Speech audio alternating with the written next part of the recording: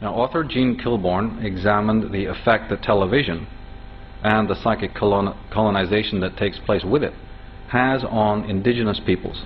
She says that in 1980, the Gwich'in tribe of Alaska got television, and therefore massive advertising for the first time. Satellite dishes, video games, and VCRs were not far behind. Before this, the Gwich'in lived much the way their ancestors had for 1,000 generations. Within 10 years, the young members of the tribe were so drawn by television, they no longer had time to learn ancient hunting methods, their parents' language, or their oral history. Legends told around campfires couldn't compete with Beverly Hills 90210. Beaded moccasins have given away to Nike sneakers, sled dogs to gas-powered ski-mobiles, and tundra tea to Folgers instant coffee. And when it comes to the psychic dictatorship, author Douglas Rushkoff in his book Media Virus says, we have come to expect hidden messages in our kids' television.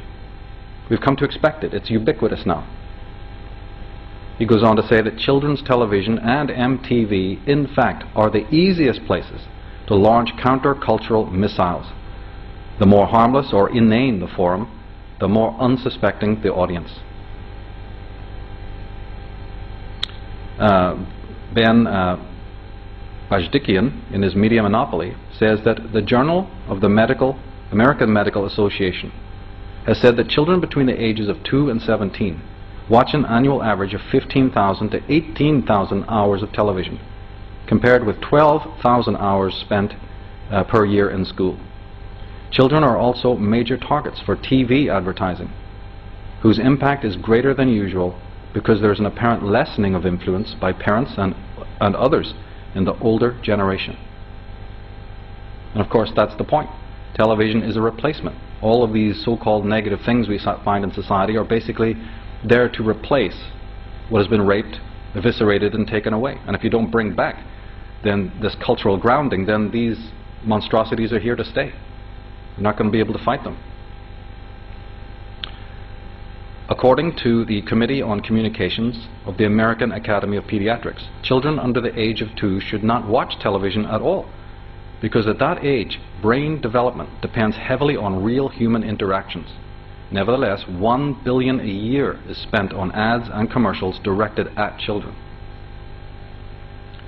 In fact, the average person spends 6 hours a week shopping, 40 minutes a week with their children. So now we come to the heart of the matter. Blaming the television and blaming the media is, of course, important to a certain extent. But the secret of why these things have the power they do over the minds of children may lie closer to home. This is what needs to be investigated. Because if we think that tyranny is merely something that's only found in the corridors of power, we might have to think again. It's not just found on the battlefield, and we had better listen to those wise men who knew what was going on. The mystic Osho, for instance, says that everybody is living in bondage because everybody who brought you up wanted to have power over you, to enjoy the mastery over you. And children are the most helpless people in the world, the most exploited class. It is not the proletariat who are the most exploited class. It is not women who are the most exploited class. It is the children who are the most exploited class. The Taoist understands that tyrants come and go.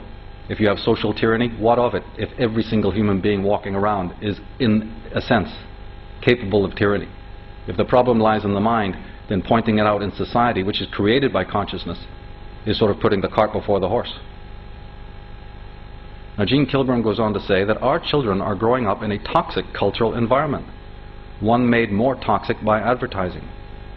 No one can escape it, just as no one can escape air pollution or pesticides in our food. The world is fast becoming a global marketplace, controlled not by individual governments, but by transnational conglomerates interested only in profit. As we Americans export our economic system and our lifestyle, we also export the addictions, diseases, and psychological problems associated with it. Our hazardous cultural environment. Dr. Kanner from the Wright Institute of Psychology in Berkeley says, in my practice I see kids becoming incredibly consumerist. The most stark example is when I ask them what they want to do when they grow up. they all say they want to make money. When they talk about their friends, they talk about the clothes they wear, the designer labels they wear, not the person's human qualities. Here, for instance, is a game called Mall Madness. Hit the children when they're young. The evolving consumer. That's what it's all about. Not the evolving intellect, or the evolving prodigy or genius, or a person who knows how to read emotional language or use their reason. No. But the children, of course, they're going to follow whatever the adults are doing. Saatchi & Saatchi has commissioned what the company calls psychocultural youth research studies from cultural anthropologists and clinical psychologists. In a recent study, psychologists interviewed young people between the ages of 6 and 20 and then analyzed their dreams, drawings, and reactions to symbols. Meanwhile, the anthropologists spent over 500 hours watching children use the internet. In fact, the author Vance Packard, in his book The Waste Makers, and also in the book Hidden Persuaders, says that the Madison Avenue companies have sometimes as many as 50 paid top psychologists on call at any given time to come in and screen the advertisements that they make, literally viewing the advertisements frame by frame to make sure that the right messages go out. $billion industry. Joel McCann says that Steve Klein, a communications expert specializing in children's culture, worries that as children's worlds become increasingly defined by profit-driven synergies among mega corporations, a kind of corporate enclosure of childhood is taking place, with children living more and more of their lives inside brand enclosures. Children now, says Klein, can no longer imagine that the world hasn't been totally reconstructed by the corporations, that there are ways of being outside of that commercialized space. He says we are producing kids as consumers first and becoming less good at creating competent citizens, good, moral, and virtuous human beings. Susan Lin agrees with Klein, adding that with the hyper-commercialization of their worlds, we are teaching children all about me first and failing to instill in them fundamental skills of democratic citizenship, cooperation, living in society, and working and playing with other people. But these critics say one thing and the media executives say another. They're not fussed about it. They couldn't care less. They're enjoying the spectacle. A Disney marketing executive says, kids love advertising. It's a gift. It's something they want. There's something to be said about being there first, about branding children and owning them in that way. Now, later on in the presentation we'll do next time, we're going to see the origins of this kind of psychopathy, because that's exactly what this is. In Esquire magazine, it says that kids won't even find out how much their values have been perverted until they hit high school. Gene Kilborn says that not only are children influencing a lot of spending in the present, they're developing brand loyalty and the beginnings of addiction and consumption that will serve corporations well in the future. According to Mike Searles, president of Kids R Us, if you own this child at an early age, you can own this child for years to come. So no wonder that Levi Strauss and Co. finds it worthwhile to send a direct mailing to 7 to 12-year-old girls to learn about them when they're starting to form their brand opinions. Gene Kilborn says that the July 1995 issue of Life magazine warns us of the dangers our children face, including drugs, and asks, how can we keep our children safe? On the back cover is a Marlboro ad. Our children are far more likely to die from tobacco-related diseases than from any other cause, but cigarettes are not mentioned in the article. Now, leading brewers have run commercials on MTV during time periods when half or more of the audience was below the legal drinking age. Both Budweiser and Miller, along with makers of distilled spirits, sponsor the extreme sports that especially appeal to young people, such as snowboarding, mountain biking, and inline skating, and sell sports paraphernalia with the brand logo through marketing campaigns like Budweiser's Buy the Beer, Get the Gear. She says that in 1998, the Center of Media Education found that 82% of beer websites and 72% of distilled spirit sites use techniques that are particularly attractive to underage audiences, compared with only 10% of wine websites. Well, teenage girls spend $4 billion annually on cosmetics alone. In a society in which 1 of 2 marriages ends in divorce, we are offered constancy through our products. About 80 million Americans are clinically obese, and nearly 3 out of 4 are overweight. Indeed, in a culture seemingly obsessed with thinness and fitness, Americans are fatter than ever, and fatter than people in most other cultures. 8 million Americans suffer from an eating disorder, and as many as 10% of all college-age women are bulimic. Eating disorders are the 3rd most common chronic illness among females. And then on top of that, you have this fixation on overeating and the shame and the guilt that comes with that and all the other neuroses. And then on the other side, you have this paranoid society that's worried about every single little aspect. Psychologists understand that you can actually make yourself sicker by trying to become well. It's a classic vicious cycle. A recent study found a sharp rise in eating disorders among young women in Fiji soon after the introduction of television to the culture. Before television was available, there was little talk of dieting in Fiji. In 1995, television came to the island, and within 3 years, the number of teenagers at risk of eating disorders more than doubled. 74% of the teens in the study felt that they were too big or too fat, and 62% said that they had dieted in the last month. Well, advertisements like this one from Burger King: stop crying and start eating.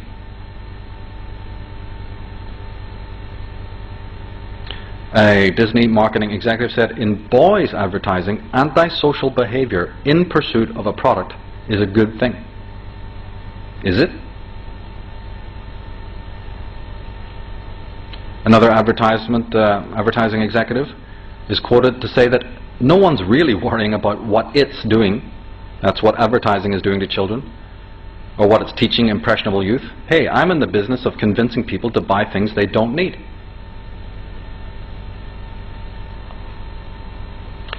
The Center for Media and Public Affairs. On average, studies show that profane language is used once every 6 minutes on network television shows, every 2 minutes on premium cable, and every 3 minutes in major motion pictures.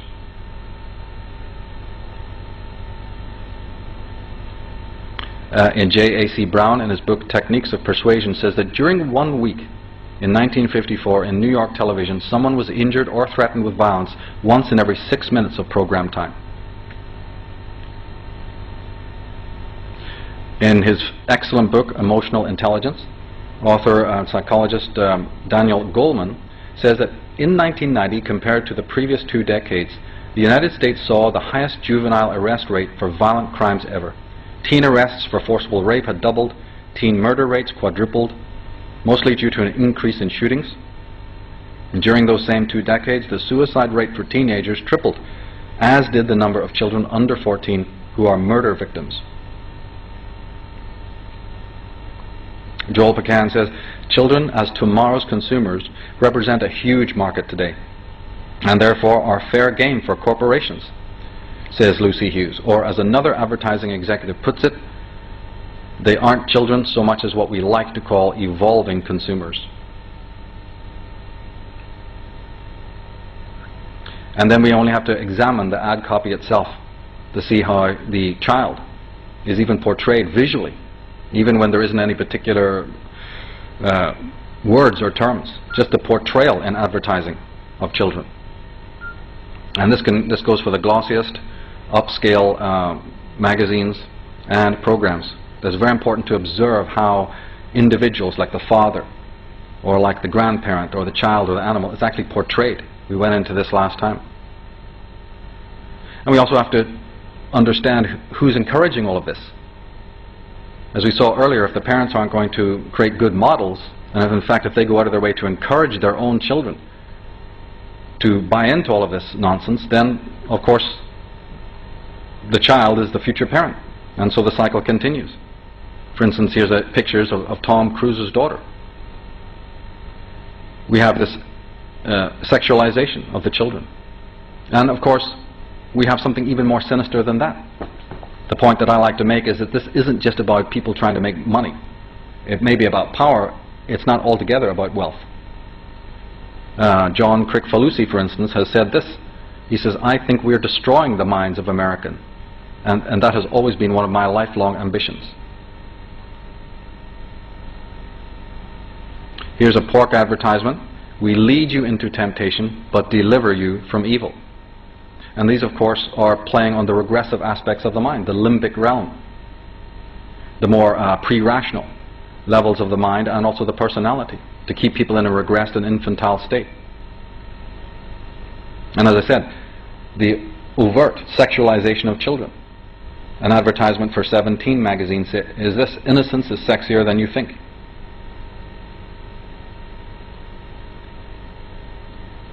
Sugar and spice and everything nice. Get real. Get real. So in the mind of these advertisers, that is what is real. They're going to tell you what is reality, and it's the opposite of what is morality and innocence.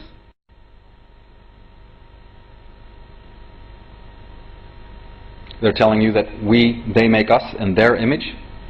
And as we saw before, they're not above also co-opting all those frustrations and inner anxieties. They're definitely speaking to the primitive mind, the reptilian brain, the limbic centers of the brain. They know how to even co-opt that, as we saw in various films that go to exploit the fact that man is pent up and angry and frustrated and needs to vent it in order to offset total breakdown and psychosis. Joel Buchan says that the work of Melanie Klein with children seems to show that from an extremely early age or early stage of development, two emotions arise which have the greatest possible relevance to our later responses to social stimuli and remain very persistent throughout life. These are anxiety and guilt, upon both of which propagandists constantly play. And in fact, I've said so many times that if we didn't have an unconscious, we probably wouldn't have these problems. They're not appealing to our conscious minds. They're appealing to the subconscious mind. And if we are not immune in our consciousness, then we have no way to defend ourselves against this pestilence.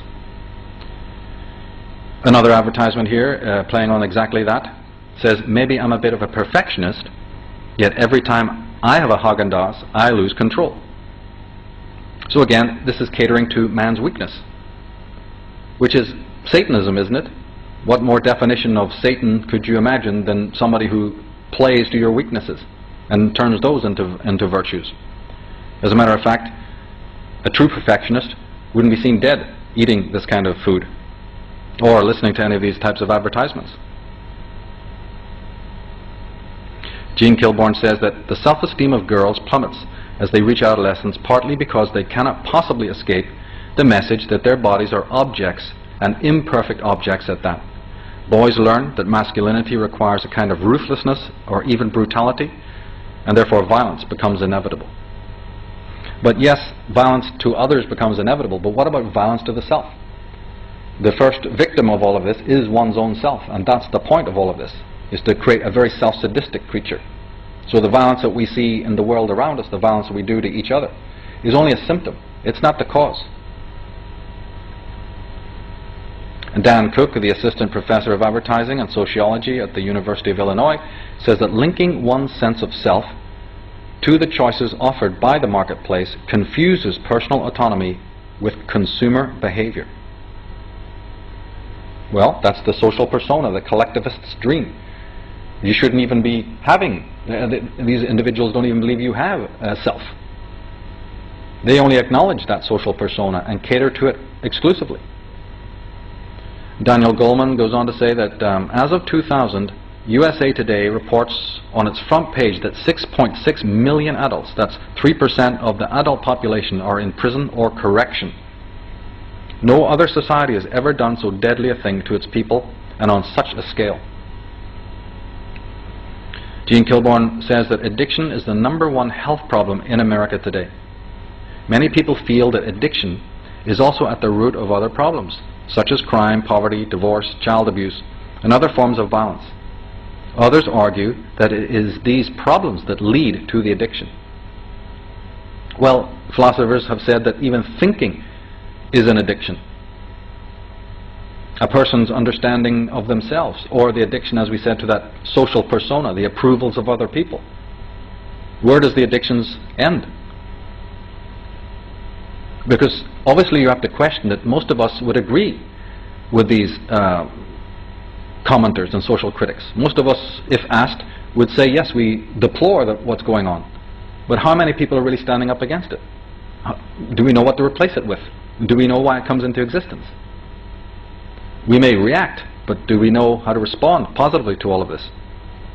In the McDougall report, she says that each year in the UK, more than 24,000 teenagers are admitted to hospital after deliberately harming themselves.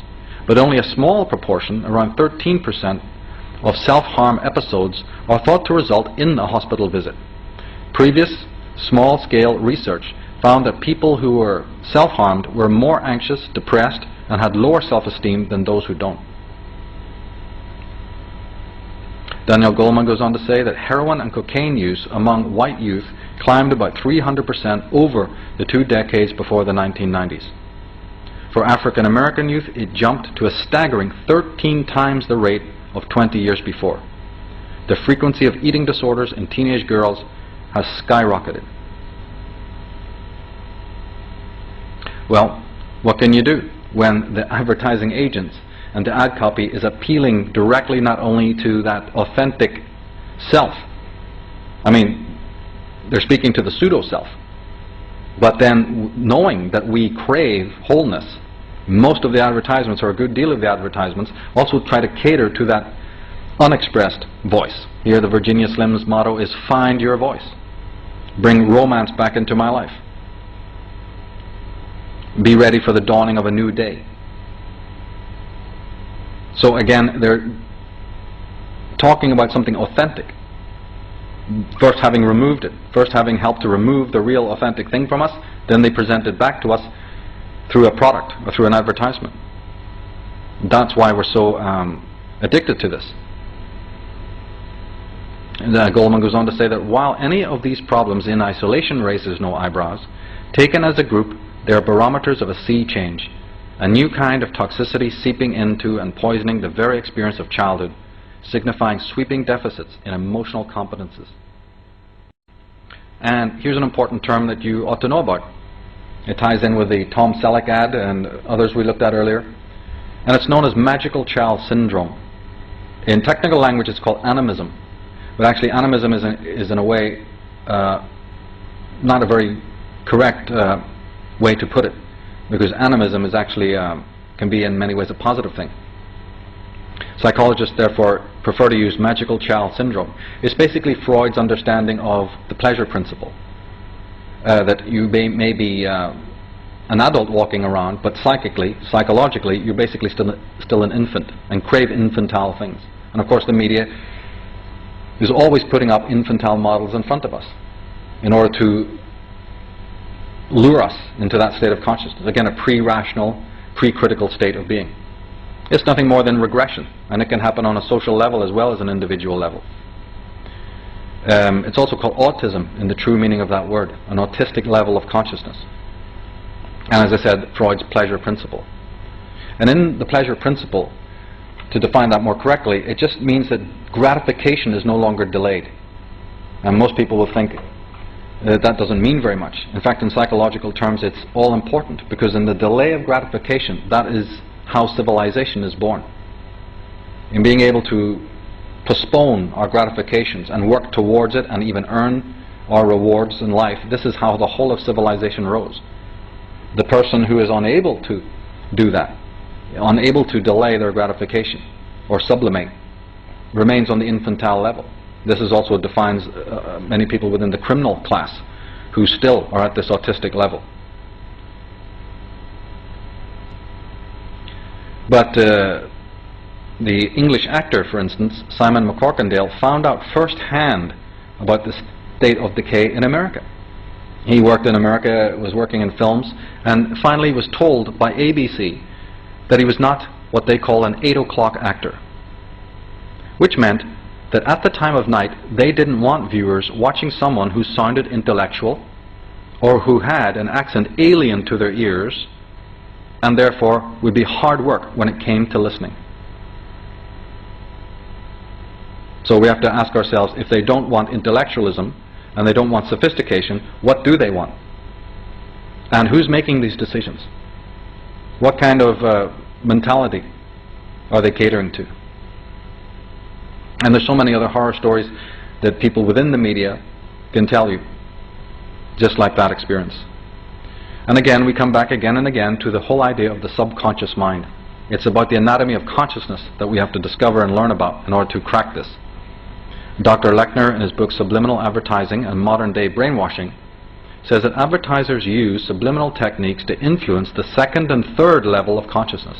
They target the consumer's fears and desires, manipulating them in ways never thought possible.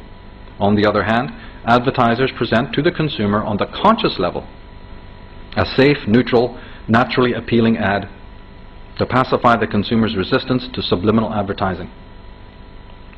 So it's a strategy.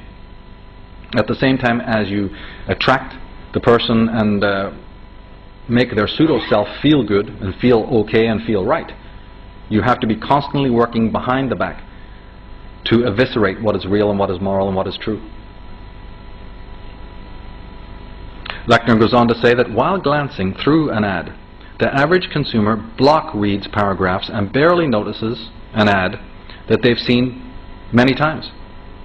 This is prime time in subliminal reception because the conscious mind is uninterested in the potentially offensive subliminal material. Key writes, "To be effective, propaganda must constantly short-circuit all thought and decisions. It must operate on the individual at the level of unconsciousness. Critical judgment disappears altogether." Well, that's right. The basic desires, the limbic level, the pre-rational states, or what the in Vedic societies, in Vedic schools of thought, they call the lower chakra drives. There's nothing wrong with appetite when it's kept in check. There's nothing wrong with anything unless it's taken to extremes. But often, the vices that we have were once virtues taken to extremes. I want, I want, I want. You get, you get, you get. Simple language, cut up small, sound bites, phonemes, talismanic words to bypass the conscious circuitry. Or just a blatant appeal to the narcissistic self, like we said, the pseudo-self, which is not the same as true selfhood. But what is the result of all of this? What's the fallout? What happens when we don't get those approvals we need? What happens when we don't get the expectations? When we're not living up to that image? What about the dependency, the delinquency, the depression, the eating disorders, and even the suicide rates? Look at the fallout in our societies today. What's it caused by? What's the consequences? Where is society heading?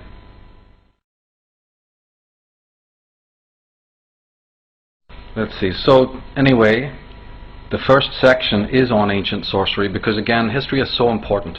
And we looked at earlier how the children, the war on tyranny against the child mind, the kind of regressive level that people are working on right now, which not only is a certain reality deficiency in people, but there's certainly even a certain, like Gore Vidal put it, a historical amnesia.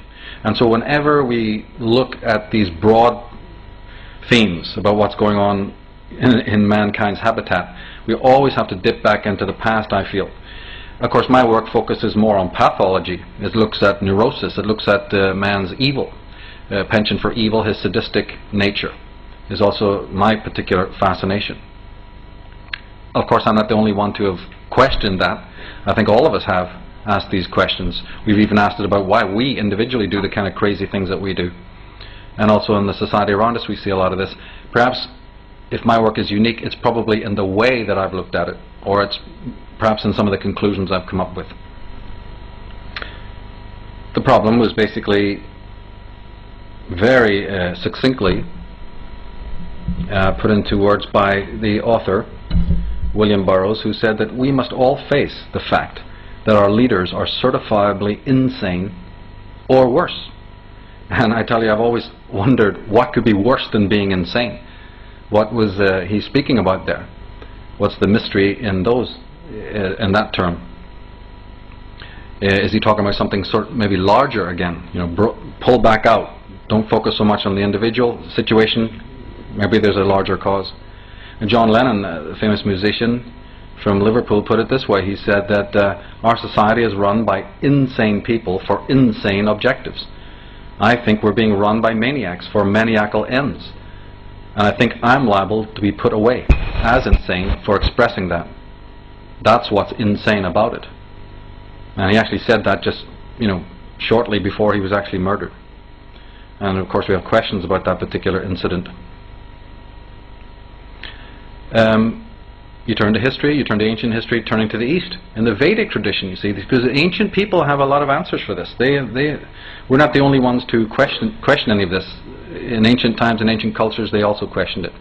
And so in the Vedic tradition, they even go so far as to say that it's the age we're in, an age lasting millions of years. They call it the age, the Kal age, or the Kali age. The age of iron and tears is another way that it's been put. The Black Age. The age in which the truth becomes a lie and the lie becomes a truth. It's right there in their writings. And now they're dated, the Vedas, to over 7,000 years old, as a matter of fact. And these great cycles are a cycle. We enter into them. It's partly astrological. And I'm not saying I completely agree with any of this, but it's a fascinating study that these gigantic cycles come and they go. Cycles of enlightenment, cycles of ignorance, cycles of tyranny, replaced by cycles of enlightenment, the golden ages and so on. And in the Architects of Control DVD, I kind of loosely said that maybe there's a tie-in, maybe these cycles are also not just something objective, not something that the stars are doing or the planets, but maybe this is something to do with consciousness. Maybe there's a life cycle of the ego, or even a life cycle of consciousness itself. That would in fact be many hundreds of thousands of years old. The cycle, that is. More specifically though, in the Atlantis book, I focused on the fact that we had in ancient times trauma. And in fact that the ego itself is the child of trauma. The child of some sort of disassociation, fragmentation that took place in the past. And I also mentioned several reasons for that. Some of which are slowly being accepted by science, and others which, of course, they won't accept, or it'll take a lot of time to accept. One is the destruction of a planet Tiamat, which is in our solar system, or at least let's go so far as to say some sort of cometary action. This is written in all the myths and legends. Literally thousands of myths and legends talk about this. Earth upheaval, the fact that some cataclysm took place on our Earth, of which the ice age, or at least ice drift, may have been an aspect, a part of it. We have, in my work, the alien visitation, that there was also some sort of genetic interference, a tampering with the fabric of our being, which then of course it goes on to then affect consciousness, doesn't it? It affects our mind, if people want to look into that thesis. And then also the idea of pole shift, that also now is looking like actually did occur somewhere in the region of about 13,500 years ago. And since those dates, moving up to 8,000 and 7,000 with the drying up of the Saraswati River and the great volcanoes that we know took place, the Bronze Age famine and all the rest of it. There was some enormous cataclysms. Then you move up even to like 3,000 years ago, where you have something locally here called the Storegga tsunami, which devastated the coastlines of Norway and northern Scotland, and I believe sunk the land bridges that once connected these lands. So up until very recent times, there's also been trauma, fallout. And of course, nobody's ever questioned, okay, you may look at that geographically, geologically, and you may say, oh, the Earth was rent by this upheaval and that upheaval. Has anybody ever questioned what that would do to consciousness? Isn't the consciousness an important factor in all of that? We know that there's fallout from soldiers if they go to war, or in the time of a blitz. Right? People are shaken to their core. Well, imagine cataclysm on this wide level. What would it do to consciousness? That's the important question. And most importantly, to how this plugs into the architecture of control that's going on in the world, is because if man, in fact, his consciousness was traumatized in this way, even if 50% of what I'm talking about is real, and that there was, in fact, a primal trauma in the mind, then isn't it possible that the architects of control can co-opt that very deremption in the mind for their own purposes and use that fragmentation and schizophrenia to their own benefit? Aren't we more likely then to become dependent on the handrails of a society? And if they continue to pull the rug from under us by continually and economic meltdowns and what have you, this continually perpetuates it through the media. So there's a media tie-in as well with all of this to continue to perpetuate confusion and chaos in order to perpetuate servitude. Because you rely on the authority, you rely on the master. We did it in feudal times for hundreds and hundreds of years. What's different today? And when it comes to the unconscious mind, the experts know that it's a very deep part of us, and that things that are encoded in there don't just fade away. They may not be apprehendable by your conscious mind, but they still have enormous impact on the rest of your consciousness. Sigmund Freud, for instance, said that nothing can be brought to an end in the unconscious. Nothing is past or forgotten. For Freud, the historical process is essentially tragic. The more man creates cultures, the more does he frustrate his instinctual drives.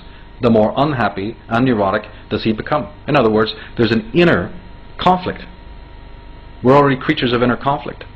And of course this implies, if he's saying that culture adds to the problem, the more cultured man gets, the more artificial he becomes, the more he comes into conflict with his essential nature, then it's saying that the problem is even getting worse as we develop, not better.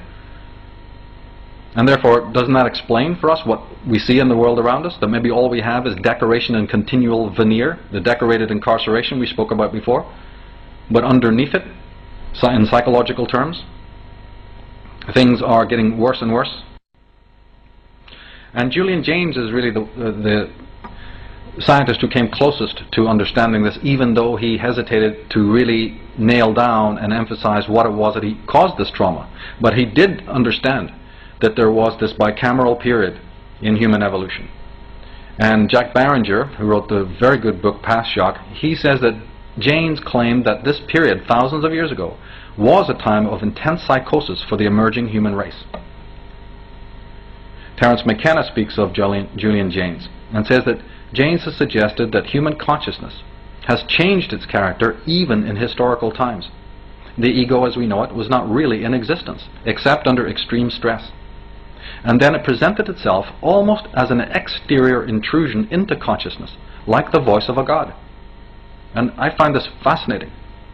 The very fact that you could have a birth, that ego, we never even think in these terms. As I said, look at the broader picture.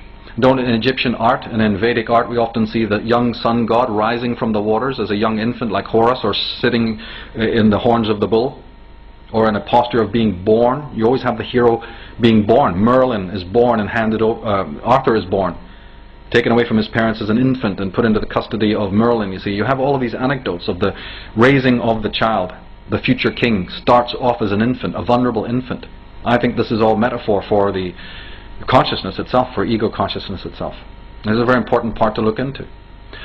One can also liken this catastrophe and this loss of the ancestral consciousness to what Christians describe as Satan's fall. There's many parallels, right down to the very symbolism it's used. That the fall from grace, the great falling off, could be this division. Because at one time we were plugged into the matrix. Our mind was nature, and nature was our mind. We had this absolute unison. And then if that got broken or fragmented or destroyed, and maybe only a few poets and geniuses and artists, you see, musicians have it today, but the rest of us, it's blocked. It only comes in through dreams or visions or extraordinary experiences, euphoric experiences. And we're all trying to seek for it again. We want that wholeness again. But then in come all the charlatans trying to sell it to you for a certain price. Look what we inherit when we're seeking avidly for that state of wholeness again. Look at all the charlatanism and the fakery that goes with that. It's a whole industry. Not to mention the whole life journey.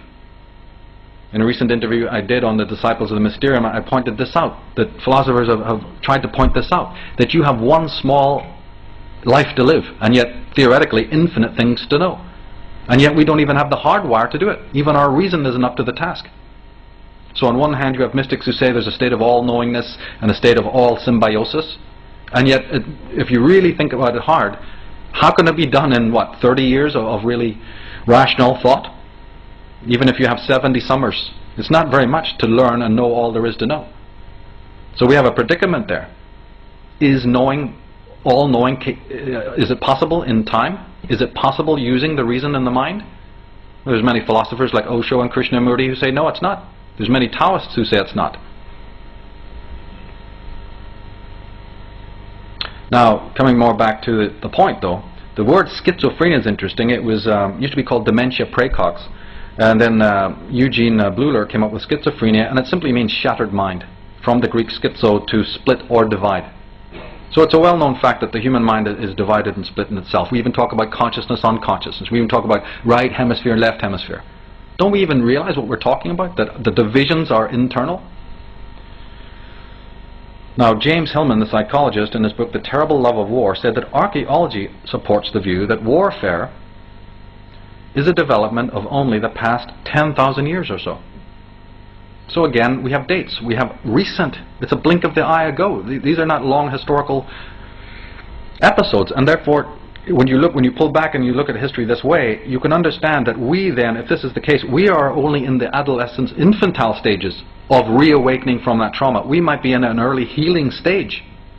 So the vultures who prey over us are able to do so because we are just recovering. We're in recovery. And as Oscar Wilde so beautifully said, if you're in a hospital bed at death's door, you don't question whether the hand that mops your brow is the hand of a murderess. A dying man will clutch at a straw. So who are our leaders? Who are our custodians? Are we asking who they are, that they've come and presented themselves as our salvation, our saviors? Now, David Watson, who also addressed this issue in his Pathology of Civilization, he said that we produce catastrophe because we ourselves are traumatized, both as a species and individually, beginning at birth, because we are wounded. We have put up psychic defenses against reality and have become so cut off from a direct participation in the multidimensional wilderness in which we are embedded that all we can do is navigate our way cautiously through a humanly designed day-to-day substitute world of symbols.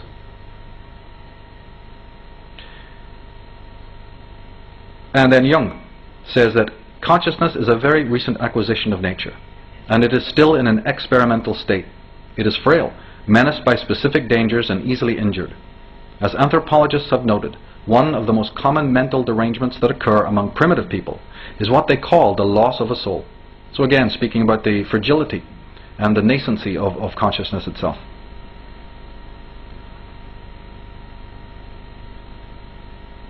Now he says that I'm not denying that great gains have resulted from the evolution of civilized society, but these gains have been made at the price of enormous losses, whose extent we have scarcely begun to estimate. He goes on to say in his work, Approaching the Unconscious, he says that modern man does not understand how much his rationalism has put him at the mercy of the psychic underworld. He has freed himself from superstition, or so he believes, but in the process he has lost his spiritual values to a positively dangerous degree. His moral and spiritual tradition has disintegrated, and he is now paying the price for this breakup in worldwide disorientation and disassociation. So in other words, the inner psyche models the world we live in. Trying to fix the outer world, as I've said so many times, by some sort of political shenanigans is only going to have topical remedies, topical consequences. Now, of course, some psychologists, some people have called them the anti-psychiatric class or school, such as R.D. Laing and Arno Gruen, are saying, look, actually it's not so much that man individually is neurotic or sick, it's his societies that are. And this is even very much in the neo-Freudians. Anna Freud, Sigmund Freud's daughter, went on to write a lot about this.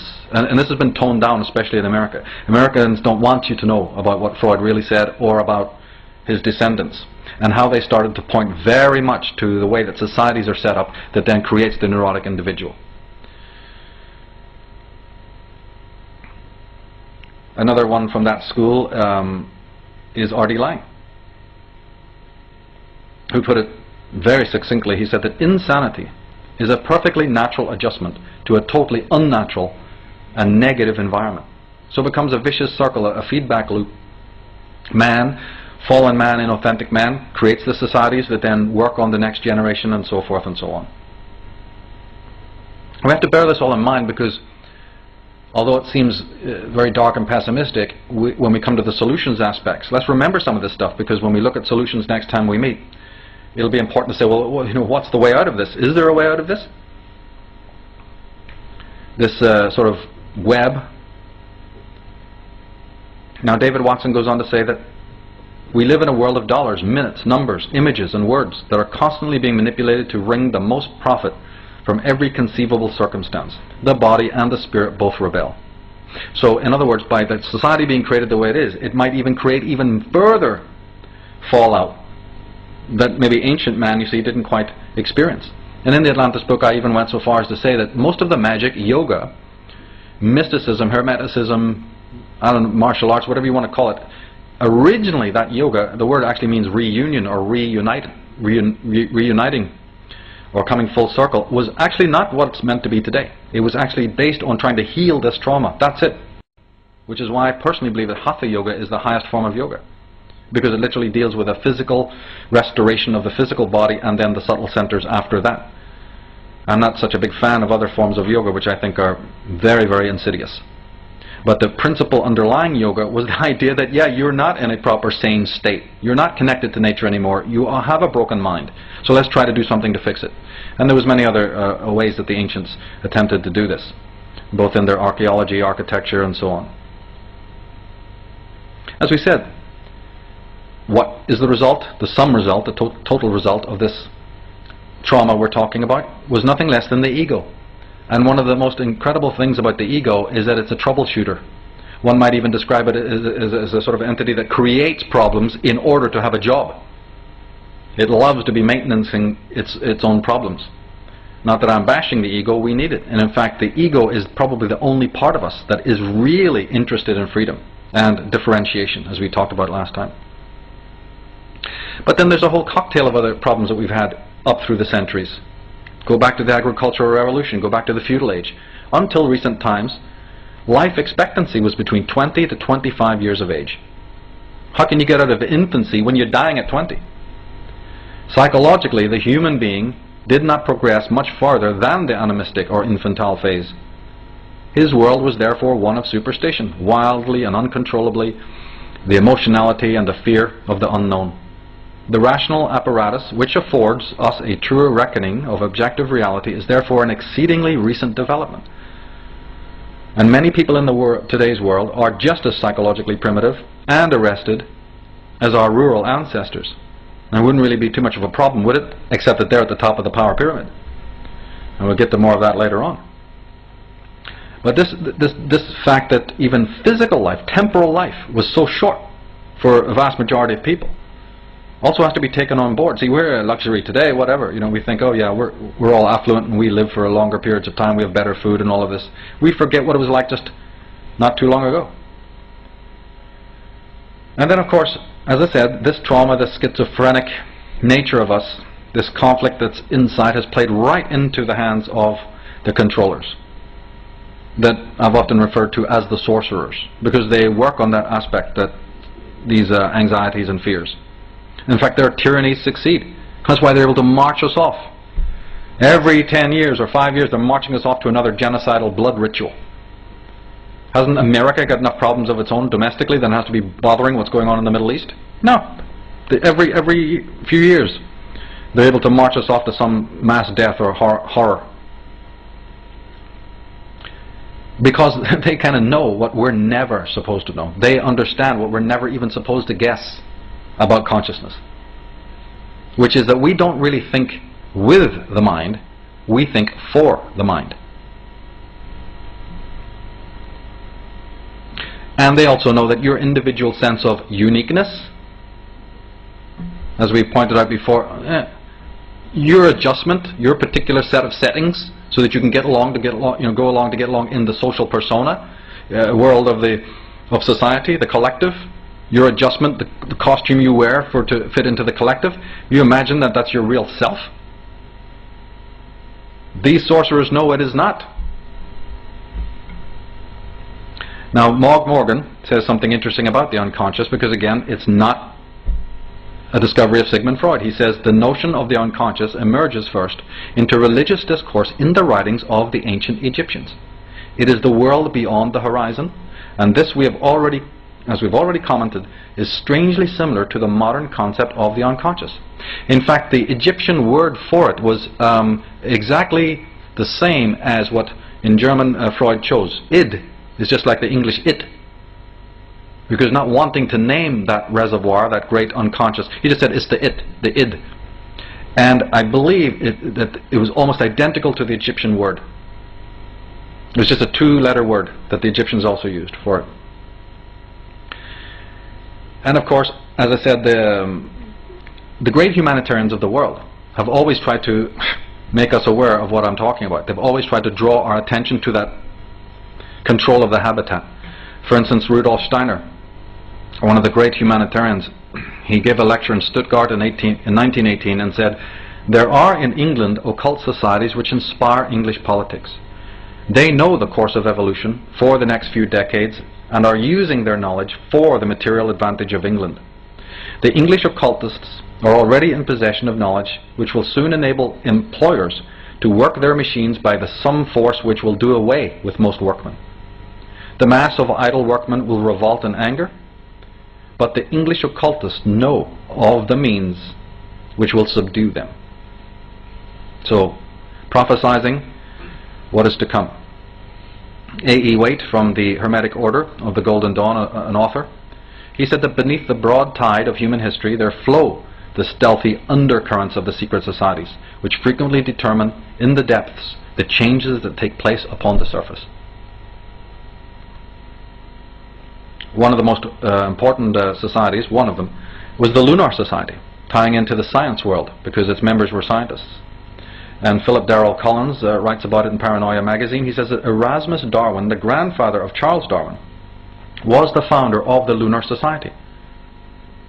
So here's top scientists of the land, the ones whose pictures you see in all the history books that scientists look up to and have bronze statues of, right? How many know what kind of secret societies they were belonging to and why? Well, he says that Erasmus Darwin, the grandfather of Charles Darwin, was the founder of the Lunar Society. The group's name owed itself to the fact that members met monthly at the time of the full moon. The membership boasted such luminaries as John Wilkinson, who made cannons, James Watts, who owed his notoriety to the steam engine, Matthew Boulton, a manufacturer, Joseph Priestley, a chemist, Josiah Wedgwood, who founded the famous pottery business, and Benjamin Franklin. Michael Begent in Holy Blood, Holy Grail says that virtually all the Royal Society founding members were Freemasons. One could reasonably argue that the Royal Society itself, at least in its inception, was a Masonic institution. Another order, group, we'll mention a little later on as well, was known as the Hellfire Club, even though they didn't call themselves that. They call themselves the Monks of Medmenham was one of their names, and also of Wycombe Woods. Was founded by Sir Francis Dashwood, and he was made Chancellor of the Exchequer, no less.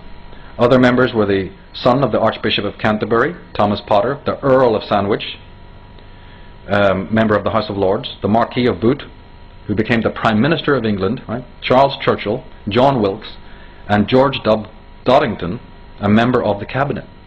So again, top royalists, influential scientists, astronomers, all members of these orders, pagan orders, Masonic orders. In ancient times, you had a very strong opposition, of course, to this Black Lodge. They're called by many names. I refer to them as the Arya, or the Aryans, the true meaning of that word. One can call them Druids or Ammonists. They were the servants of truth and the keepers of the secrets of healing, both biologically and also geospherically. And we went into this, their history, very much in the Irish Origins of Civilization, the books on the DVD. And also we went into a very deep history of their adversaries, because you really couldn't have the establishment of one of these groups without the other, meaning that if one didn't exist, that's how the other came into being. And so we're talking genocide here. And that order has been known again also by many names, and one is the Brotherhood of the Snake, or the Dragon Court. And this dragon court is very important to know about. It also accounts for some of the symbolism we're going to look at a little later. But it started in Atlantis. It started in pre-Diluvian times. It moved to Egypt and was there, some people say, almost as far back as the 13th dynasty. And I believe that it continued up into and also through the reign of the famous pharaoh Akhenaten. In fact, I believe that his dynasty was the return of this dragon court that worked out of places like Memphis and Heliopolis, and later on from other places. And then it was expelled from Egypt and falls off the map at that time. But as my work shows, it didn't. It just moved west, in fact, about 1400 years BC. The big question then for the next part, when we move up to date a little bit more, is if this order exists, this dragon court, this Brotherhood of the Snake, who are the descendants today? Is it still in existence? Well, Lawrence Gardner gives us an interesting tidbit in his Genesis of the Grail Kings. He says, it is generally reckoned that the Hyksos pharaoh, Apepi II, or Apophis II, was the last hereditary dragon king in Egypt. But it would appear that the heritage was perpetuated through the female line into the new dynasty. In the Irish Origins book, which was published in 2007, I featured this picture of Queen Elizabeth I. And if you look closely there on her left arm, you'll see the symbol of the serpent. Very, very conspicuous. And this is the famous rainbow portrait. Interesting anecdote that about the feminine line that the genealogy carried on. And then recently, within the last 2 months or so, painting on the left, there you see, where it doesn't show a serpent, was then restored, and just within the last couple of months. And this image was then found of Queen Elizabeth holding this serpent. And I have the article on the forum, on the Atlantis page of the MSAR forum, for people who want to go and read about it.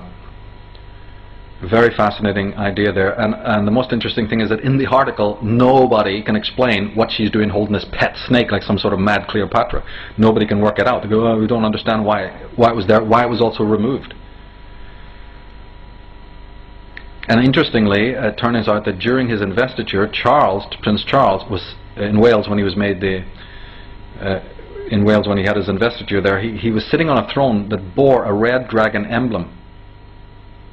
And of course the red dragon emblem is, in one sense, the symbol of Wales, or Cymru as it's really called.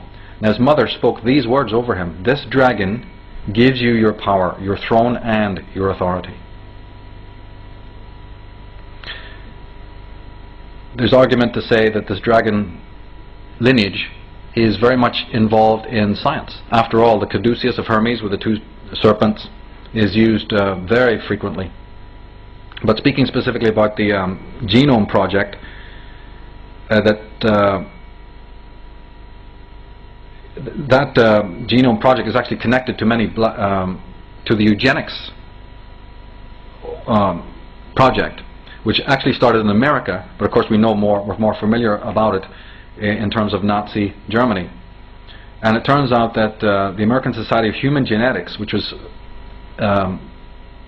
aided by Franz Kallmann, this was a Jewish doctor, he actually worked in the Nazi T4, where 200,000 mentally disturbed inmates were put to death. That's a historical fact. And the very same psychopath, this Franz Kallmann, who worked in that sadist, is literally behind the American Society of Human Genetics, that then is the foundation of the modern genome project. So we're talking psychopathy here.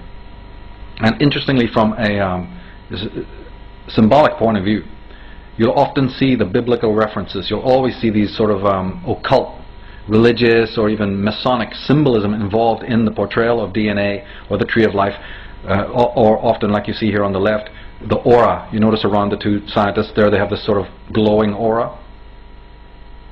The holy ones.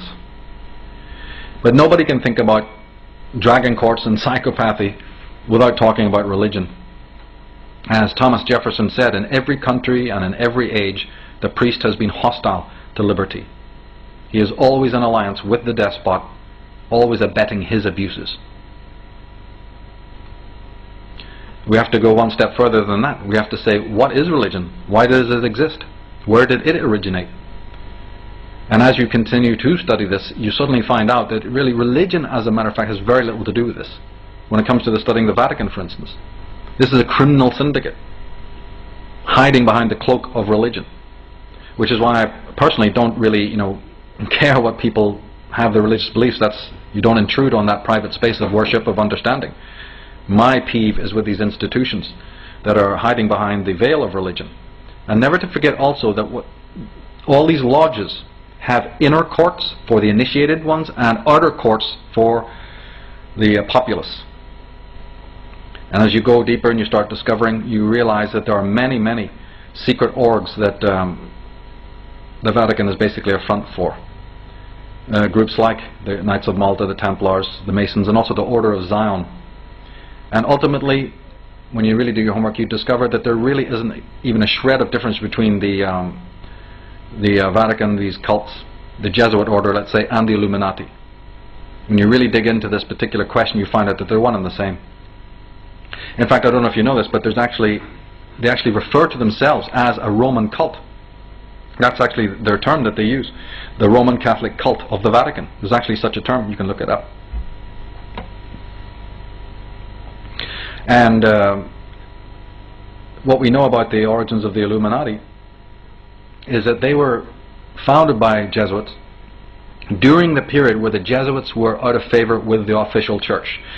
At a particular period of their history, I think it was around about the 16th century moving into the 17th, they had actually been expunged by official sources. And they had to go underground. And it's at that time, in order to mobilize their power and gain allies, that they formed the Illuminati. So they were one and one, they were connected. Later on, when the Jesuits were then restored into their status, the Illuminati changed its coloring a little bit and became slightly different.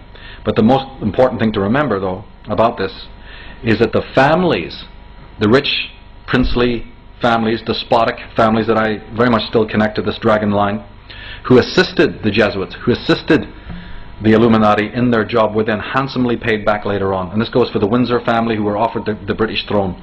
Many, many scholars of lineage and British, like the Burke's peerage, the students of the bloodlines actually have lots of problems with the Windsor family because they call them illegitimate, that they're not really the legitimate royal family. Of course, I would say that, okay, even if you bring in technically the legitimate group, doesn't mean that they're any more moral than these guys. But this was their payback. This was their reward for serving these powers in times past. And again, we have to understand the network of secret societies that the Queen of England controls. Very important orders. I hope that you've heard of them. If you haven't, write this down, study it, go online, find out. This is very, very important. We're dealing here with exposing universal evil. So we need to understand what is the Order of St. Michael and St. George. What is the Order of the Garter? What is the Club of the Isles, or the Alpha Lodges of Freemasonry? Or what Dr. John Coleman has referred to as the Committee of 300. And so many other organizations, the Mount Perilyn Society, for instance. And many others we'll mention as we go through this. Very much a message that goes out to America, because this particular brotherhood has always been working since the War of Independence to undermine America. And it never ceases to fascinate me, since I went to America to live, how it is that, 200 years is not particularly a long period of time. How could it possibly be, in that short period of time, Americans could have forgotten who their enemy is?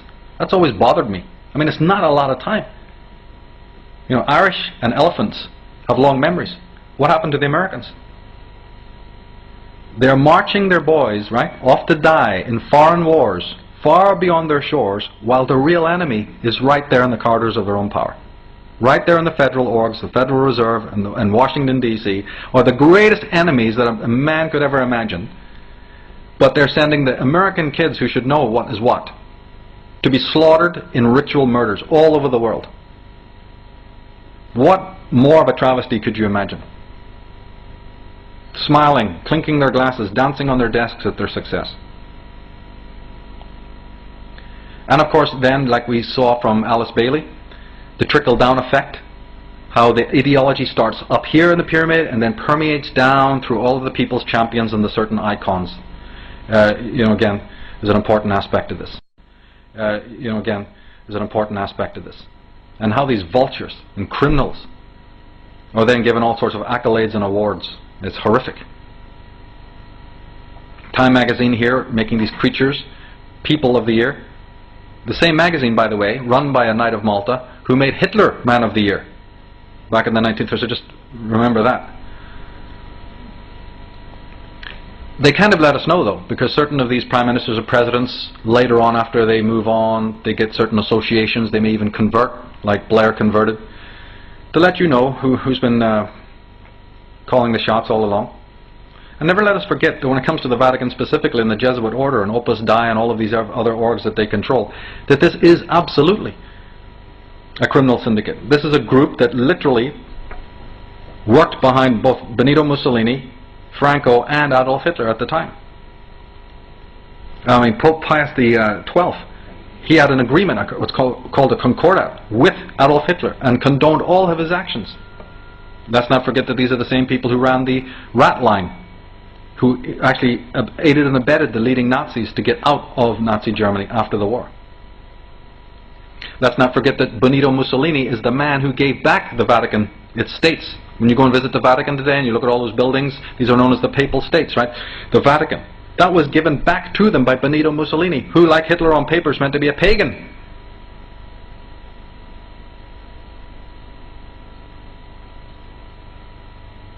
Here is Pope Ratzinger giving the Nazi salute. Here are various other potentates. This goes for the Eastern Church as well as it does for the Western Church, giving the Nazi salute. If you read the works of Baron Avro Manhattan, he'll go into this. And then the same creatures are shaking the hands of the British royal family. You always got to notice this particular junction between the royals and the religious clerics. I have it on tape. I have actually in my archive, I have got video evidence of the Guinness family, who are, by the way, connected to the Cecil family, an Illuminati family like the Spencers were. In their diaries, in their family albums, they have pictures of von Ribbentrop and Adolf Hitler to this day. These big dynasties. The Guinness family will open their family albums and show you their family members standing right beside Hitler to this day, and they give no explanation of any of this. It's because they were in with them. The British aristocracy were calling the shots. Here's Prince Philip at a Nazi rally. Openly. But of course, what happens? People fall for the veneer. They fall for the whole fiasco, the portrayal on the media, the television. We have to be learning, we have to learn to see through this.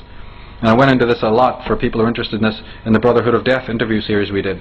We went into this whole thing of the exact level of allegiances and how these creatures are able to work on the fears and the paranoia and emphasize the divisions, you see, that split us one from the other. Their religion isn't. Religion's meant to be about bringing everybody together and clearing the way so that you have clear understanding of reality. Is that what these creatures are doing? Again, you always only have to look at the symbolism involved, and the whole story unfolds. Why a Celtic cross? Why would Druidism be playing a part in this? Because Christianity originated not in Palestine, like you heard, or Galilee, but in Britain. It's nothing more than Neo-Druidism, a perverted version of it. Why the Lion and the Unicorn? What's British heraldry got to do with the Trinity Broadcasting Network of America? And of course, the symbolism is actually in plain view when you start to do your homework and be able to decode a lot of this. The solar symbols, the rituals, and then you start to understand why it's so important to these elites. I mean, you think that they're still back in the Middle Ages? Thought we were meant to be modern here. But the amount of emphasis that they put on these incredibly arcane rituals also should have alerted us a long, long time ago. And then again, in the case of religion, as I talk about in my work, it's based on ancient stellar religion. There's nothing new under the sun. It's entirely based on astrotheology, which in itself appeals directly to that unconscious level of our minds. They've just appropriated all that. Well, they say they love the light. Well, how will they feel if we start shining that light they say they love back on their faces? Which is what this modern age is about, really. In regards to religion, the author Larry Flint, in his book Sex, Lies and Politics, said that throughout history, organized religion has been the greatest divisive force in human existence.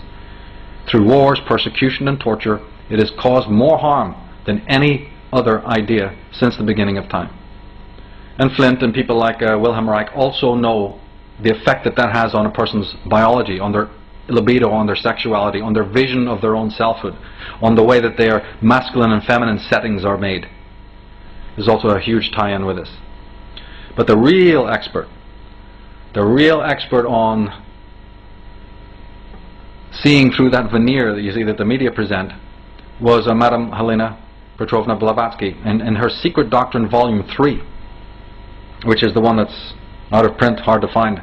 She says there are numbers of these mystic brotherhoods which have nothing to do with civilized countries, and it is in their unknown communities that are concealed the skeletons of the past. These adepts could, if they chose, lay claim to strange ancestry. Here's somebody who knew where they came from. Here's somebody who knew the importance of looking back into the past. She says in the same book, but there exists another class of adepts belonging to a brotherhood also and mightier than any other. They have to be ranked with the adepts of the black art. These are our Roman Catholic fathers and clergy, 100 times more learned in secret symbology and the old religion than our Orientalists will ever be. There are more profoundly learned Kabbalists in Rome and throughout Europe and America than is generally suspected. Thus are the brotherhoods of black adepts more powerful and dangerous than any host of Eastern occultists. And she says that while the real brothers died ignominious deaths, remember we spoke about the conflict in ancient times, while the real brothers died ignominious deaths, the spurious order which tried to step into their shoes became exclusively a branch of the Jesuits or Illuminati, under the immediate tutelage of the latter. True-hearted Masons ought to reject with horror any connection, let alone descent from these. So of course the campaign was to destroy her and to keep Masons from asking those questions, so that those lodges would never be there to serve mankind. Now they may say that now in imagery, but that's not what they're about. In fact, they're a filtration system to make sure that only the sick, perverted and demented get to the top to gain the reins of power. In fact, this also, if you really get into what she's saying here, you'll understand why some of you may have heard about that whole thing of Adolf Hitler, scaling down the so-called Freemasonic lodges in Germany. And history books will portray him as this wonderful anti-Masonic character. What a lot of nonsense. He's just expurging the kind of Masonry they don't want, they don't like. In other words, her good-hearted Masons. The people who might do something about this pestilence, or might not go along with the gig, you see. And so, the Christian author, Dr. James W. Wardner, in his book Unholy Alliances, he says that a British intelligence operation swept Madame Blavatsky aside, and she was replaced by British Fabian Society co-founder Annie Besant, and by Foster Bailey, a third-degree Mason, was a leader of the Theosophy Society. His wife Alice A. Bailey, remember we read her quote, founded the Lucius or Lucifer Trust. Alice Bailey was in the broad circles around the Queen Victoria, and she always sought wealthy and titled converts. Yeah, well, Madame Blavatsky didn't be hanging around no Queen Victorias. You read her work and she'll tell you what these people are. So she gets a bad rap, while people haven't done their homework. In her book Isis Unveiled, she said, "Let it not be imagined that we are influenced by personal feelings in any of our reflections on Masonry. So far from this being the case, we unhesitatingly proclaim our highest respect for the original purposes of the order. We say nothing against Masonry as it should be, but denounce it as, thanks to the intriguing clergy, both Catholic and Protestant, it now begins to be. Professedly the most absolute of democracies, it is practically the appendage of aristocracy, wealth and personal ambition." So now we find out why she was a threat. How many women in the world do you know that know about Madame Blavatsky? Screaming about feminism. How many people know of this genius?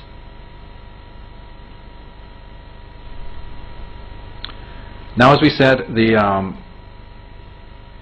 Jesuits who were connected to the Illuminati, it was actually a Jesuit Mason by the name of Joseph Rettinger who founded the Bilderberger Group, of which Prince Bernhard was a co-founder. See, so here we have religion again: Jesuit, Rettinger, Royalist, Bernhard of the Netherlands. You know, Tweedledum and Tweedledee. Now, Pope Paul VI, he said this: "Who can fail to see the need and importance of thus gradually coming to the establishment of a new authority capable of taking effective action on the judicial, I think, and political planes. Delegates to international organizations, public officials, gentlemen of the press, teachers and educators, all of you must realize that you have your part to play in the construction of a new world order." See what I mean? Ancient tyranny, modern tyranny. Ancient psychopathy, the modern version today. He's not talking there about anything to do with spirituality, is he? By any chance? The symbolism alone will tell you. Look at the staffs, look at the crow's ears, look at the regalia, and you'll see this ubiquitous symbol of the serpent, or its analog symbolism. Leonard Shlain, speaking in his book The Alphabet versus the Goddess, says that Innocent VIII, who is Sixtus's successor, was a priest with a known illegitimate child. He spent considerable effort furthering the career of his disreputable son.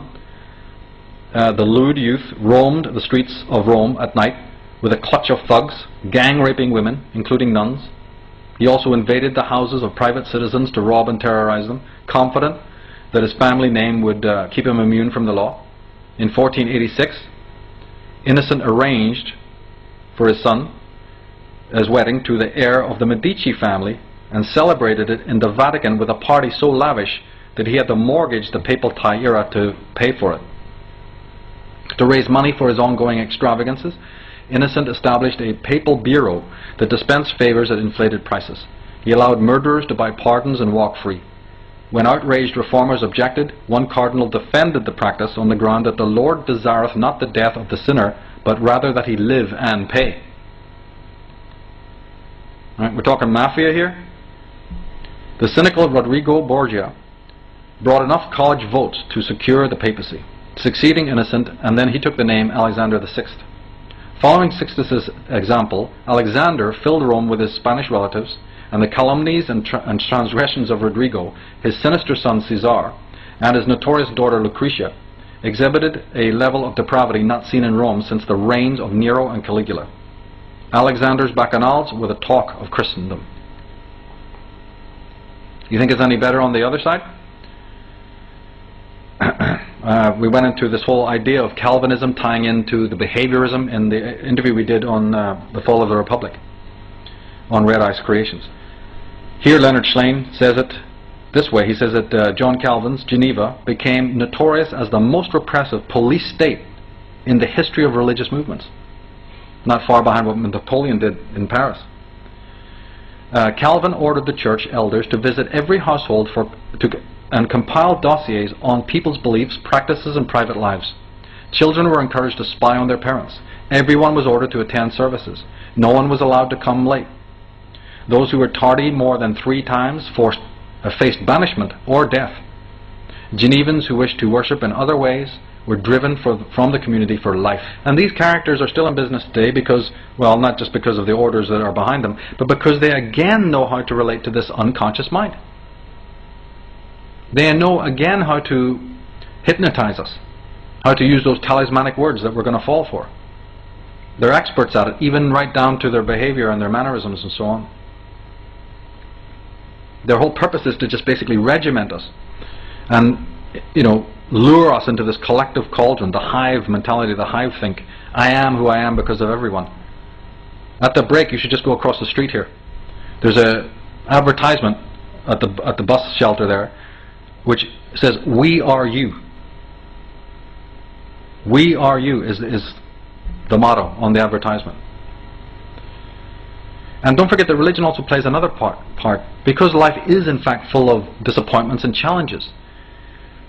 They set it up so that you'll feel not only in the afterlife, but even with the camaraderie of the people you meet and the feeling of collective security, that this is going to some way alleviate those personal angst and anxieties, because they fear that total breakdown, total psychosis would follow if we didn't have those stabilizing aspects. Now, Larry Flint goes on to say that 35% of American Christians today describe themselves as born again. 58% of Americans say that you have to believe in God to be moral. A staggering 83% of Americans believe in the virgin birth of Jesus. Only 28% of the American people believe in evolution. Think about that, he says. A lot of born-agains, including George W. Bush, think it was God's will to elect Bush and God's will for Bush to invade Iraq. Are we really any more psychologically developed than the people of the Middle Ages? Yeah, we like to think so. Now, in regards to all of this, these ritual elements, I've even gone so far to say that the Illuminati Jesuit order specifically is not only behind a lot of the atrocities like Virginia Tech and Columbine, based on their idea of get people back into the church by creating so much horror, that this is what happens. And of course, church attendance did rise in that area after the Columbine massacre, and this has been perpetuated down through time. I even have gone so far as to say that they're behind many of the slasher movies and even behind the Hammer films. If you watch those with educated eyes, you're going to see something very interesting there. And not only that, but just the general portrayal of nature as being evil, moon, bats, cats, whatever. And then the whole cult of these anti-heroes, you see. Who invented all of that? Who created all of that? And what purpose does it serve? Through the media. And we'll finish off with this section by looking at something I've gone into before, but again needs to be repeated because there's an important tie-in here, and it has to do with that schizophrenia, it has to do with that primal trauma, and it has to do with the difference between holarchy and hierarchy. We spoke about this last time we met, and it's worth going into again to emphasize it. As we said, all Masonic orgs work with this idea, right? Their symbolism shows you this. Their fraternity systems within the colleges and schools show you this. Their degree ceremonies within their own lodges show you this. The architecture, as we'll see in a minute, shows you this. And that is the perfect filtration, percolation system used by these lodges to make sure that good men don't get to steer the ship of state. Their systems, the shamanic systems, was to make sure that the scum didn't rise to the top. Because that's the shaman's job, is to watch and police the children and the adults, to see where the pestilence is. This was one of their great roles, by the way. The Druids were very good at it. Once you remove those guardians, those keepers of truth and wisdom from society, well, then you're in severe problem. You have severe problems. This is what also happened during the witch burnings and all of these other genocidal acts. And then by the creation of this hierarchical model, you're allowing the impure to rise to the top. And you're screening them step by step to make sure that their conscience, what we call conscience, is slowly and slowly compromised. Or that even their physical life is compromised. There's ways that this is done. We'll look at that a little bit later on. In the Architects in Control, we went again into a definition of psychopathy in order to understand all of this. And look at it a little bit different than the rest of the world's psychologists, because there's many definitions of this. And I was very concerned that in all the definitions that do exist of psychopathy, very little has to do with anything to do with historical trauma.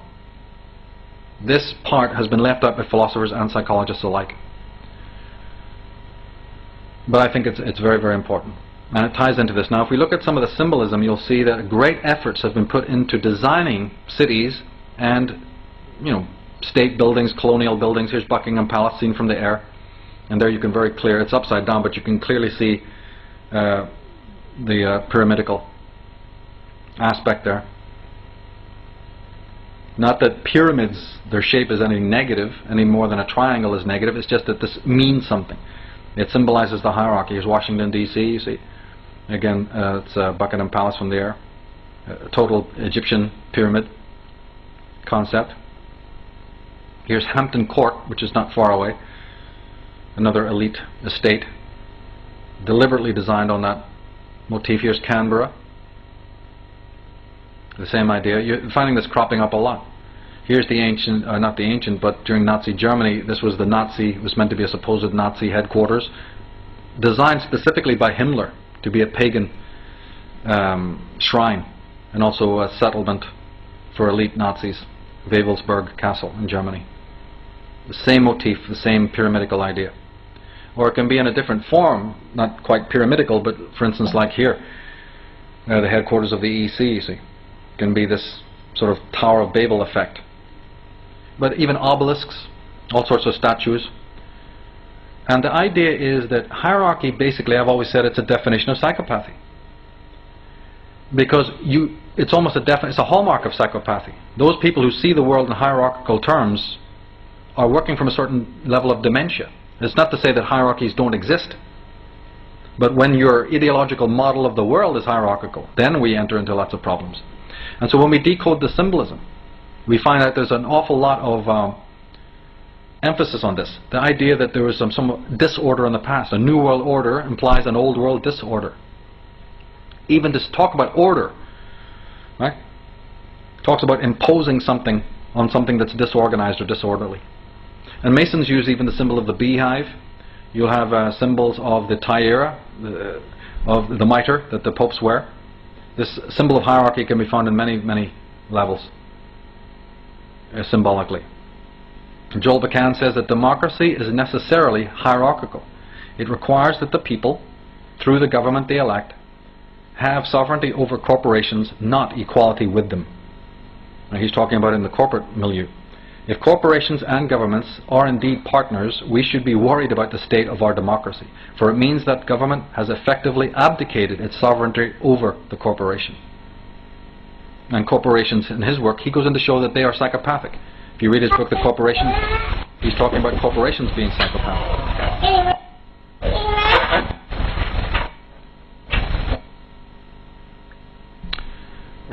One of the commenters on this kind of a certain psychopathy was Nikolai Machiavelli, and he has to say that a prince, and this is somebody aspiring for political power, ought to have no other aim or thought, nor select anything else for his study than war and its rules and discipline.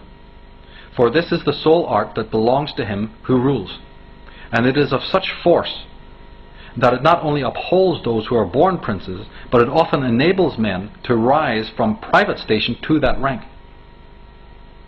So he's encouraging the elites to think in psychopathic ways.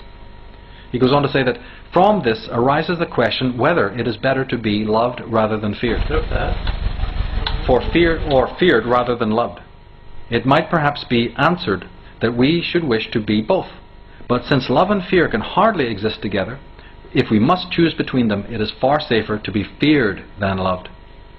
There's your psychopathy. There's your conscious, deliberate decision-making and advice. Sorcery, it's specifically then, I paraphrase Carlos Castaneda's Don Juan, who says, as a sorcerer, you are aware that you have absolutely no control over or of anything, but you have to act as if you do. Now what that really means, interpreted, is mean that you have no control over yourself, which is the point I've been making. The psychopath has no control over their own selfhood. Their own inner republic is in a state of total chaos. And therefore now they need these very sort of stabilizers in their own life, and then you just continue by imposing those on the world outside you. The same point is brought up by Thomas Hobbes, the philosopher. In the 16th century, he said that the state of peace among men living side by side is not a natural state. The natural state is one of war. And there's whole schools of philosophers who believe that, and many schools of politicians. And of course it's an ancient ideology. The whole idea of crushing and subduing nature is born out of this idea that man in his own brain imagines himself the highest of the species and all of this nonsense.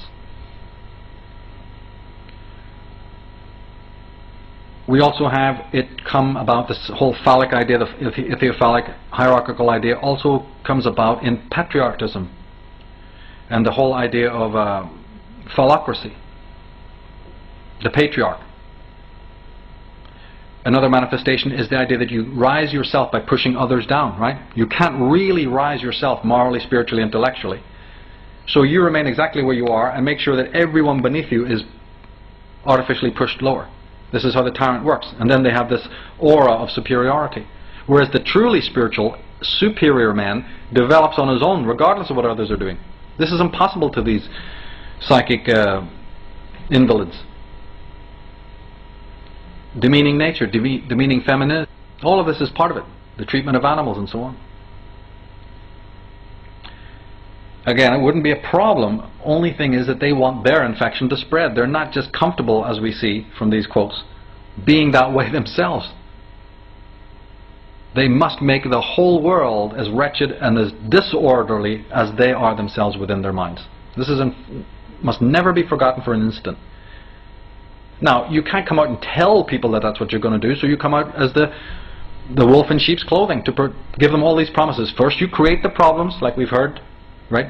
Create the chaos, create the mayhem, and then bring in the idea of artificial order and artificial control. And you will buy into it if you have the same infection within. So it's all about psychic and psychological immunity. Nothing to do too much with politics, even though you can't rule out political action out altogether. And here is the perfect statement that summarizes what we've been talking about. This idea that the psychopath craves this artificially imposed order. As George Bush said, George Herbert Walker Bush, he said, out of these troubled times, our fifth objective, a new world order, can emerge. A new era, freer from the threat of terror, stronger in the pursuit of justice, and more secure. Today, a new world is struggling to be born, a world quite different from the one we've known, a world where the rule of law supplants the rule of the jungle. When you decode this psychologically, it's unbelievable what kind of specimen is revealed underneath it. If you just think about it as being something that's happening in an external theater of the world, then you don't have the understanding at all. Of course, these people are the self-deceived. They're the ones running around literally now believing that the order they have can be imposed on all the rest of us. But one must ask a simple question: how can anyone who's in a state of inner chaos ever imagine that they're going to realize or attain social harmony and justice, you see? It's just not possible.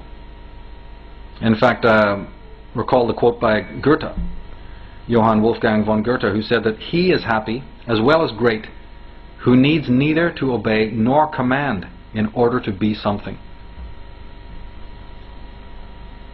Now, Ayn Rand, the philosopher, the Russian philosopher, said that still another kind of soul is revealed by the man who takes pleasure, not in achievement, but in destruction.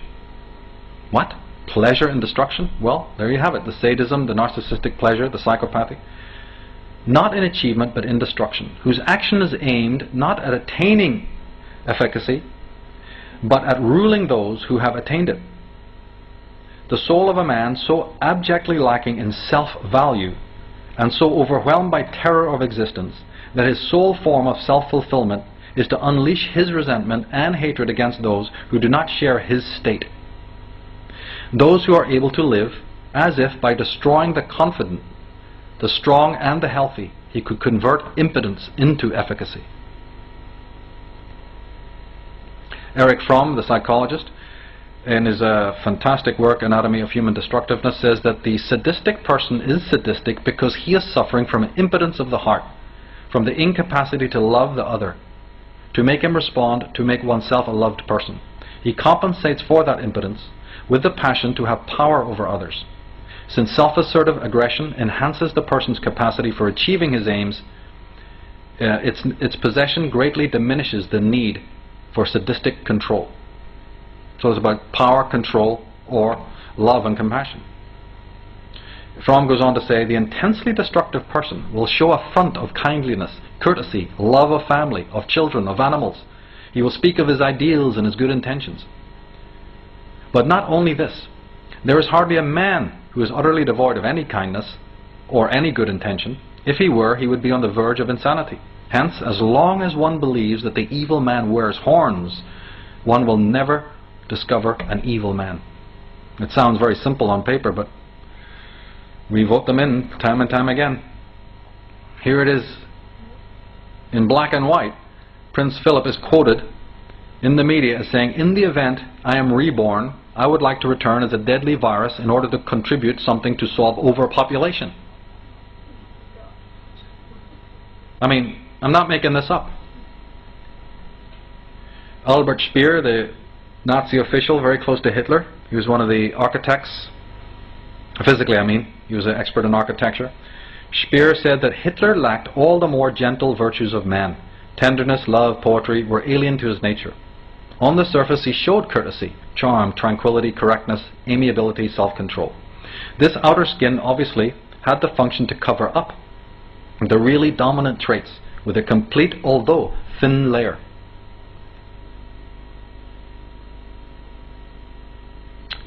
So, knowing this, when you diagnose these people like this, come very cognizant of discovering what is the psychopath. And then you start to be able to see it more clearly. It doesn't matter who it is, royalty, technocrats, scientists, politicians, whatever. You start to understand what they're doing. And it becomes axiomatic then, doesn't it? Not to vote for them, not to put them in power, because they obviously, by being in the condition that they are, can never bring about social justice. This is an important step in political evolution.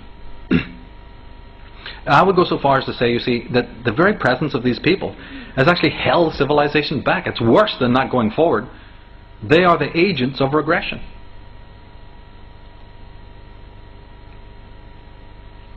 Here we have Barbara Bush saying, why should we hear about body bags and deaths? It's not relevant. So why should I waste my beautiful mind on something like that? The same sentiments was by Madeleine Albright, Colin Powell, Bush, Cheney, all the rest of them. They've all said exactly the same thing. What they're really saying underneath that is that they don't really care because they're the ones doing it. They love it. They enjoy it. This is fantastic to them. And we're wondering about serial killers on the loose? Hiding under the bed because of some other nonsense? Another one that the media do, you see, is they play on this dichotomy that we have, the ambivalence that we have is constantly used. They know how to work on our ambivalence. Like Ayn Rand was pointing out, if we lose the ability to tell these people, like Fromm was pointing out, if we lose it, then we're weakening our judgment. We forget what the differences are between right and wrong and wisdom and folly. Right? Our judgment becomes erased, and therefore we become more susceptible to these people. We can't even really decide anymore whether they're good or evil. We keep excusing their misdemeanors and infractions because we ourselves have lost our own morality.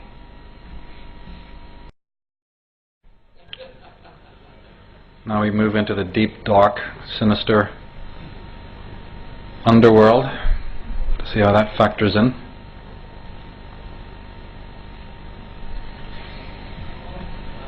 And before we start, I'd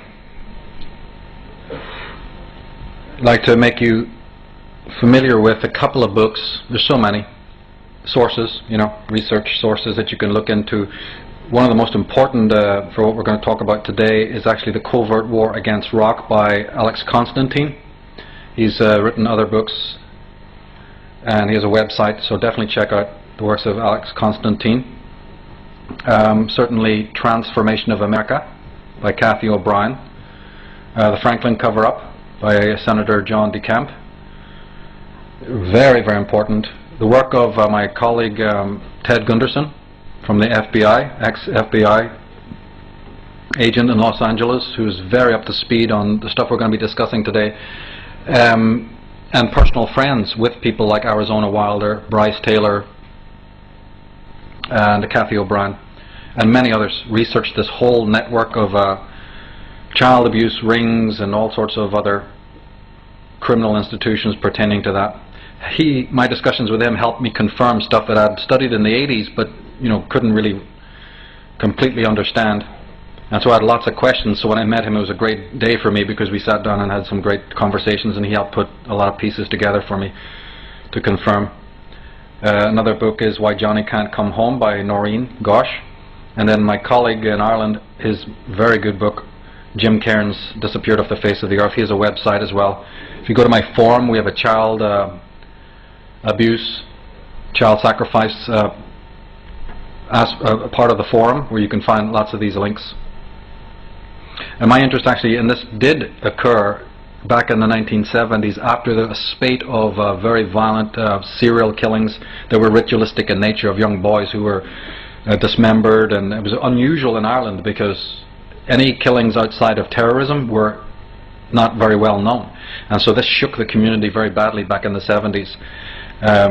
because they were ritualistic in nature. And my dad at the time, who really didn't know anything about this particular stuff we're going to talk about today, he did tell us that he believed it was very elite pedophile rings of politicians, and in fact it subsequently turned out to be that, where some very top brass in the British government, top members of the Conservative Party, were directly implicated in that particular spate of killings. And that piqued my interest, you know, for some bizarre reason. One of the most important books, one will be dipping into quite a lot today, and if you've got a strong stomach, I recommend you buying this book and actually having it in your library. It's The Ultimate Evil by Maury Terry. Published in 1987. It's interesting for many reasons, partly because it really gives the true story of the Son of Sam killings, which happened in 1976, and also the part that David Berkowitz, who was indicted for all the crimes, he actually was involved in 2 of the killings, not all of them, and yet today he is doing time for all the killings. So it, you know, clears up that. It shows you how the New York press, the media in general, skewed all the facts, how they misrepresented the evidence. They didn't tell you that 3 police cars were always witnessed around the Son of Sam killings. It turned out that they were protecting the killers, that the police were involved in it, certain people from the Yonkers police force, and that the people, you know, we were generally misled over this. And David Berkowitz himself, Maury Terry's conversations with him leaked over 18 years.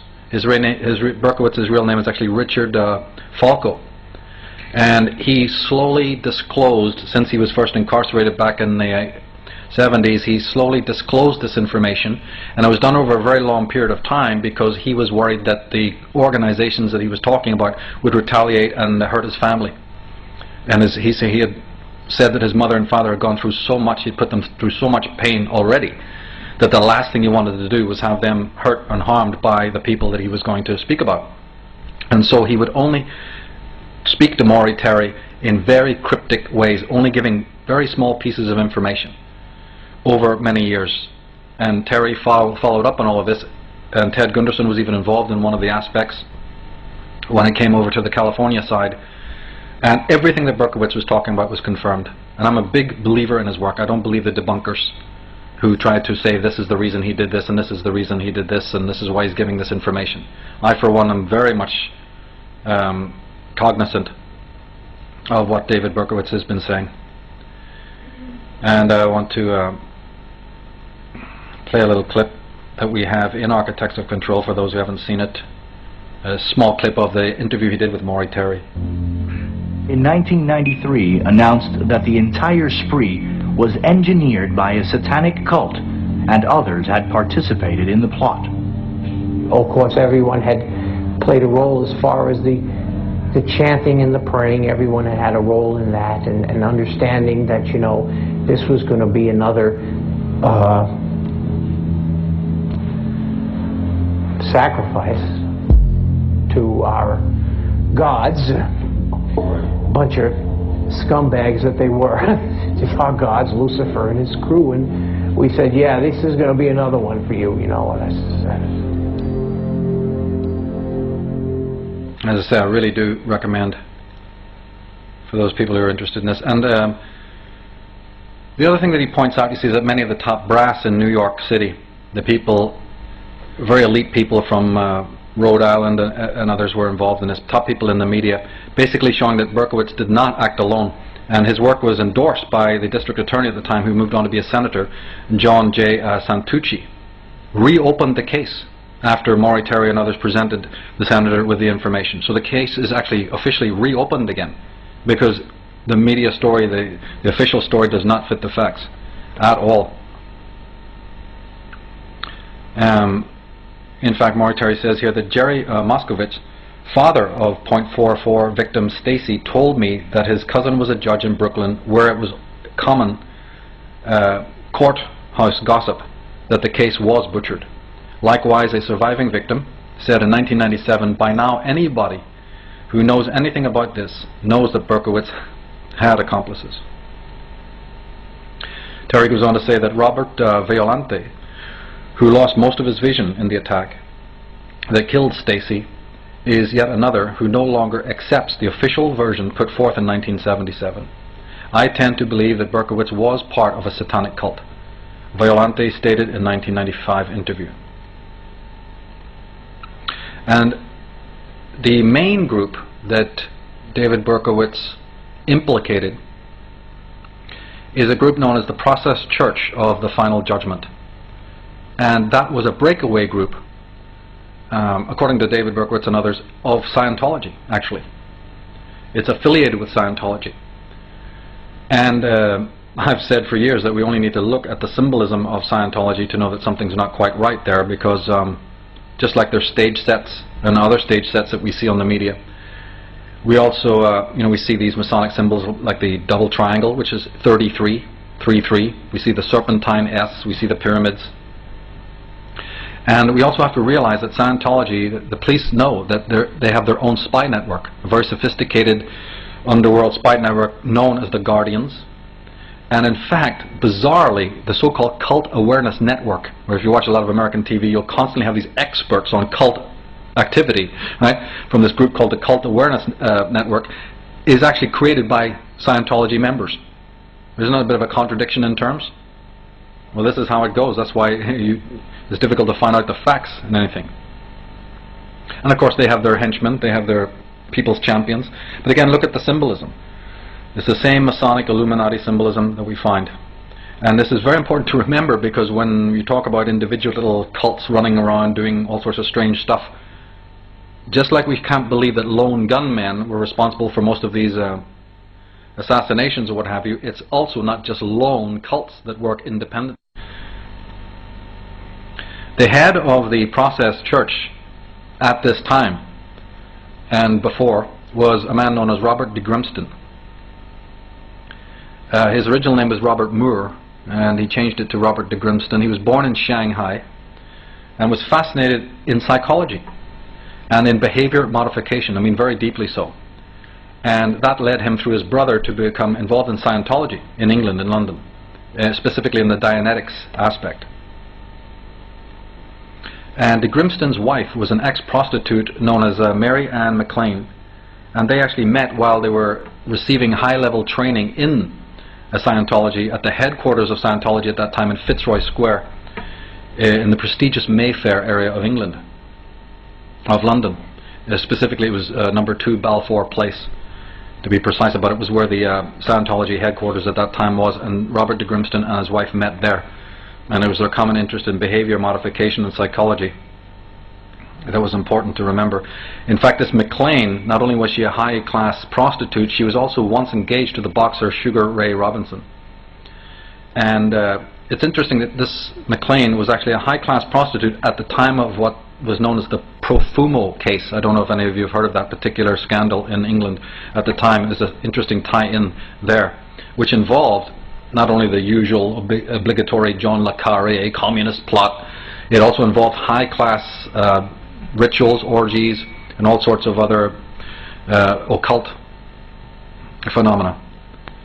And she was in the circle around that. Their mascot was the Alsatian dog. Right from day one, when the Process appears in England, they are already running around with this mascots of these Alsatian dogs. And this is a big tie-in, because it again corroborates what David Berkowitz was talking about, because 12 dogs were found brutally murdered in Yonkers Park, right where Berkowitz lived, and said that he had joined the cult. And these were dogs that had been buried and were placed in underground caverns in the Untermaier Park. And they'd been ritually sacrificed in a very, very hideous way, and that was the mascot of the Process Church. So that was a huge piece that started to lead the authorities in the right direction, because these dogs were dug up in the ducts beneath Yonkers. And as a matter of fact, another interesting tie-in was the fact that most of these rituals and gatherings of the cult that Berkowitz was talking about actually occurred on the grounds of a very sinister person, Samuel Untermaier. Maury Terry says that the Yonkers sacrifice site was a stone's throw from the large ruined estate of the late attorney and ardent Zionist Samuel Untermaier, who was referred to by a London magazine as a practicing Satanist. His estate had been constructed from imported stone and featured statuary from England. This place is still there. And before that it had been owned by, I think it was the Dufford family or something, I can't quite remember. who owned it before. But these Untermeyers, along with Livingstones and Guggenheims, and the Rockefellers and Harrimans and Shifts, these are people who all made their fortunes in slavery, in opium dealing, and all sorts of other pernicious dealings, drug trafficking and spying, all over the world. And it's just interesting that literally a mile from the Yonkers site, this giant, basically Illuminati estate existed. I don't think that's a coincidence.